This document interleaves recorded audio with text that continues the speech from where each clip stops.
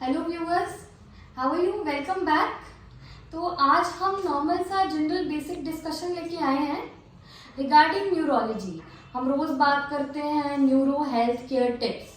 तो basically neurology क्या है? न्यूरोलॉजी से हमारा हम कहते हैं कि ये रिलेटेड टू ब्रेन है, हम वही कहते हैं ना। अब हम डॉक्टर साहब से पूछते हैं ज़रा, sir throw some light on neurology, what are the basis of neurology, tips, क्या करना चाहिए, क्या क्या कवर होता है इसमें। हेलो डॉक्टर दीदी, हेलो व्यूअर्स। आज हम डिस्कस करेंगे कि न्यूरोलॉजी जो साइंस है, बेसिकली न्यूरोलॉजी जो है वो नर्वस सिस्टम की बीमारियों को कवर करती है। तो नर्वस सिस्टम को हम ब्रॉडली दो पार्ट्स में डिवाइड कर सकते हैं। एक पार्ट है जो ब्रेन से और स्पाइनल कॉर्ड से रिलेटेड होता है, जिसको हम सेंट्रल नर्वस सिस्टम बोलते हैं। एक पार्ट है जो नर्व्स और नाड़ियां जिसको कहते हैं, उनकी बीमारियों से रिलेटेड होता है, उसको हम पेरिफेरल नर्वस सिस्टम कहते हैं। तो पहले हम सेंट्रल नर्वस सिस्टम की बीमारियों के बारे में बात करेंगे, फिर हम पेरिफेरल नर्वस सिस्टम की बात करेंगे। सर अब देखिए, starting with usually nervous system, जब हमने बात की और न्यूरोलॉजी की बात की, सबसे पहले हमारे माइंड पे ये चीज़ अटैक करती है कि ये हेड को कवर करता है। तो आप मुझे बताएं कि हेड से हम क्या कर सकते हैं? Headache, does it generalize towards a headache, और व्हाट आर द सिम्टम्स, क्या हो सकता है कि हेडेक से ही स्टार्ट होता है सब? जी, जो सबसे कॉमन कंसल्टेशन का कारण है किसी भी न्यूरोलॉजिस्ट के पास, वो है हेडेक। जैसे कि आपने कहा, हेडेक बहुत ही कॉमन सिम्टम है और ऐसा कहा गया है कि ऑलमोस्ट 95% जो लोग हैं वर्ल्ड में, उनको कभी ना कभी जिंदगी में हेडेक जरूर होती है। और रादर फीमेल्स में तो कहते हैं 95% को कभी ना कभी हेडेक जरूर होती है। जो हेडेक है बड़ा कॉमन सिम्टम है। और हेडेक जो है, एक तो हेड की तकलीफों से होता है, जिसको हम प्राइमरी हेडेक्स बोलते हैं, जिनमें हेडेक के अलावा उनको कोई और बीमारी नहीं है, वो हेडेक होती है, इसको प्राइमरी हेडेक बोलते हैं। एक दूसरे होते हैं सेकेंडरी हेडेक्स, जैसे हेड में क्योंकि आंखें हैं, दांत है, नाक है, साइनसेस हैं, इन सब की बीमारियों से भी हेडेक हो सकती है, उसको हम सेकेंडरी हेडेक्स बोलते हैं। तो जो प्राइमरी हेडेक है वो ही ज्यादा न्यूरोलॉजिस्ट के पास उनको कंसल्ट करने की जरूरत है। जो सेकेंडरी हेडेक्स हैं, जैसे आंखों की तकलीफ है या दांतों की तकलीफ है, उनमें भी होती तो हेडेक है, पर वो न्यूरोलॉजी के साथ उसका कोई डायरेक्ट रिलेशन नहीं। तो सर इसमें फेशियल पेन्स भी कवर होती हैं? जी, फेशियल पेन जैसे कि ट्राइजेमिनल न्यूरैल्जिया हम अपनी भाषा में बोलते हैं, ये भी जो है वो न्यूरोलॉजी में कवर। सर आप लेमन लैंग्वेज में बताएं जरा कि क्या मतलब पेन्स, किस टाइप की पेन्स हो सकती हैं, एंड बैक का भी कुछ है मसला इसमें कि हेड से निकल सकती है, रेडिएशन हो सकती है, मतलब कि जाती है उस तरफ पेन्स? जी, जो हेड है, क्योंकि जो सर्वाइकल स्पाइन और हेड है, ये एक यूनिट की तरह काम करते हैं। तो बहुत सारी हेडेक्स जो होती हैं, बहुत सारी सिर दर्द है, वो साथ में गर्दन भी दर्द होती है उनके।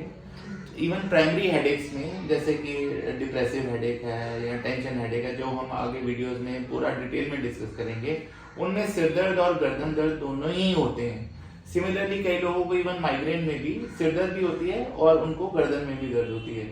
तो अगर पेशेंट को बार बार सिर दर्द हो रही है, काफी साल से है, और उसको और कोई सिम्टम नहीं है, जैसे उसको कोई आंख में देखने में दिक्कत नहीं है, कोई दांत में दर्द नहीं है, कोई नाक नहीं बहता, नाक से छींकें नहीं आती, तो वो फिर आमतौर पे जो हेडेक है वो न्यूरोलॉजी वाले के पास जाने की जरूरत है। तो सर जॉइंट्स का भी कुछ रिलेशन है इसमें? लाइक कुछ लोग, जैसे हमारी रीढ़ की हड्डी में मान लीजिए पेन हो गया, जैसे शियाटिका कहते हैं नॉर्मल, जब आपकी लैंग्वेज में एलएस स्पाइन कहा जाता है जी, जी। तो उसका भी कुछ रिलेशन है आपकी न्यूरोलॉजी में? जी, जो खाली बैक में पेन है और वो पेन टांगों को या बाजू को नहीं जा रही, तो वो आमतौर पे जो है हड्डियों की प्रॉब्लम होती है, तो वो हड्डियों के डॉक्टर की ज्यादातर उसमें जरूरत पड़ती है। पर अगर पेन जो है वो रेडिएट कर रही है, रेडिएट मतलब अगर जैसे वो बाजू में जा रही है या टांगों में जा रही है, यू मीन स्पेसिफिक एरिया में जो पेन जा रही है उसको हम ऑर्थोपेडिशियन को दिखाना है ना? अगर खाली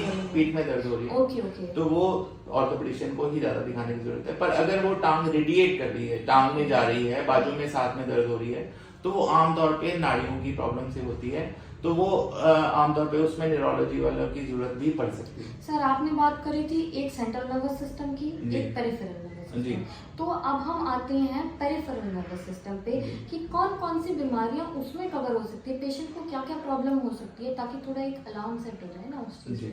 जो पेरिफेरल नर्वस सिस्टम है उसमें नाड़ियों की बीमारियां होती हैं। जैसे जिन लोगों को बहुत साल से डायबिटीज है, उनमें कई सारे लोगों को पता होता कि रात को पाँव जलते हैं, पाँव में सुन्नपन आ रहा है, पाँव सूने हो रहे हैं।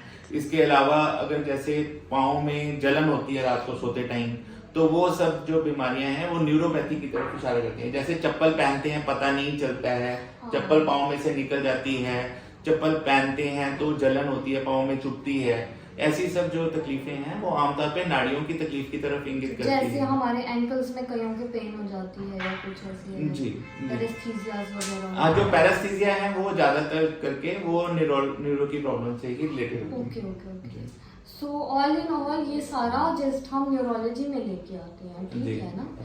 तो सर एक और क्वेश्चन, जैसे दौरे पड़ते हैं, फिट्स पड़ते हैं, उसका क्या लाइक उसके लिए क्या होना चाहिए और वो किस टाइप की प्रॉब्लम है? जी, जो दौरे पड़ते हैं जिसमें हम कहते हैं कि मरीज कई बार बेहोश हो जाता है या गिर जाता है चलते चलते, वो आमतौर पे इसको हम न्यूरोलॉजी की भाषा में एपिलेप्सी या मिर्गी कहते हैं।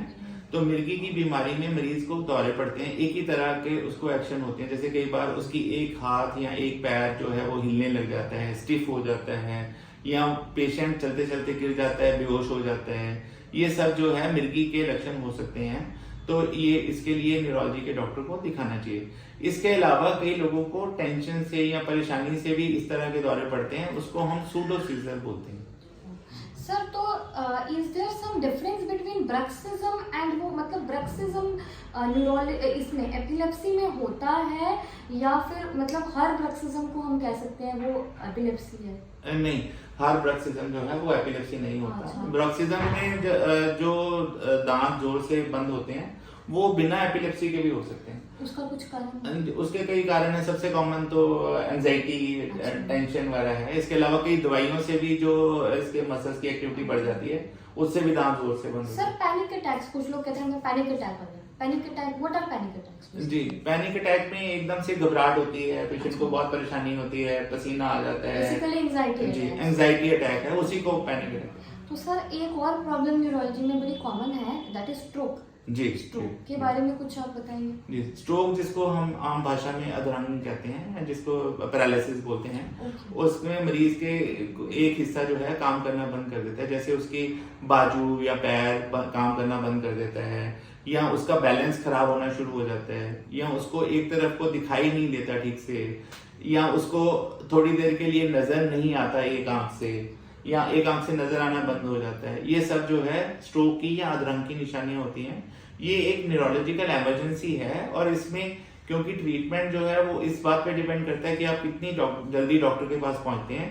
तो इस कंडीशन में हमें जल्दी से जल्दी डॉक्टर के पास पहुंचना चाहिए। तो ये प्रोग्रेसिव होता है, ये प्रोसेस है ना? ये कई बार ये प्रोग्रेसिव होता है, कई बार ये एकदम से पूरा हो जाता है। It needs emergency admission? जी, ये इसके लिए हमें इमरजेंसी डॉक्टर के पास जल्दी से जल्दी पहुंचना चाहिए। तो हेमरेजेस में सर क्या डिफरेंस है बिटवीन ये स्ट्रोक एंड हेमरेजेस? हेमरेजेस के लिए क्या? जी, स्ट्रोक एक्चुअली दो तरह का होता है। एक में तो नाड़ी बंद होती है जिसको हम इस्कीमिक स्ट्रोक कहते हैं। दूसरे में क्या होता है, ब्रेन में नाड़ी फट जाती है जिसको हम हेमरेजिक स्ट्रोक कहते हैं।